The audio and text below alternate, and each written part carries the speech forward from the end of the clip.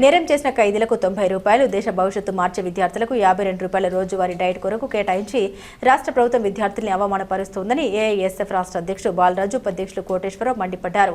AISF స్థాపించి 90 సంవత్సరాలు పూర్తి చేసుకున్న సందర్భంగా రాయచోట్లోని అంబేద్కర్ విగ్రహం వద్ద జెండా ఆవిష్కరించారు.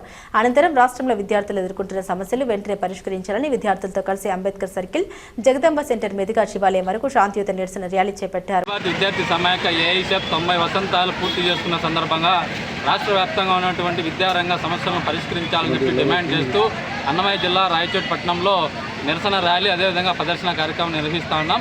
ముఖ్యంగా ఈ కార్యక్రమం ఈ ప్రదర్శన సందర్భంగా మీ యొక్క రాష్ట్ర ప్రభుత్వానికి ఒకటే హెచ్చరిక చేస్తున్నాం, డిమాండ్ చేస్తున్నాం. రాష్ట్రంలో విద్యారంగ సమస్యలు కోకొల్లగా ఉన్నాయి. ఈరోజు చూస్తుంటే సాంఘిక సంక్షేమ హాస్టల్లో కనీసం శాశ్వత భవనాలు లేక, కనీసం మౌలిక సదుపాయాలు లేక తీవ్ర ఇబ్బందులు ఎదురవుతున్నారు. మీరు ఇచ్చేటువంటి 52 రూపాయలతో కనీసం వారానికి 2 పూట్ల చికెన్, అదేవిధంగా 6 గుడ్లు 6 అట్టి పనులు పెట్టాలని చెప్పి ఏ విధంగా అయితే చెప్తున్నారు. అదేవిధంగా ఖైదీకి అయితే 90 రూపాయలు ఇస్తున్నారు. ఈ రాష్ట్రంలో ఉన్నటువంటి విద్యార్థులకు దేశ భవిష్యత్తును నిర్మించేటువంటి శాస్త్రవేత్తలు కానీ, డాక్టర్లు కానీ, ఇంజనీర్లు కానీ తయారయ్యే విద్యార్థులు మటుకు 52 రూపాయలు కేటాయించడం చాలా బాధాకరం. వెంటనే హాస్టల్ విద్యార్థులకు మెస్ ఛార్జీలు పెంచాలి, అదేవిధంగా శాశ్వత భవనాలు నిర్మించాలని చెప్పి డిమాండ్ చేస్తున్నాం.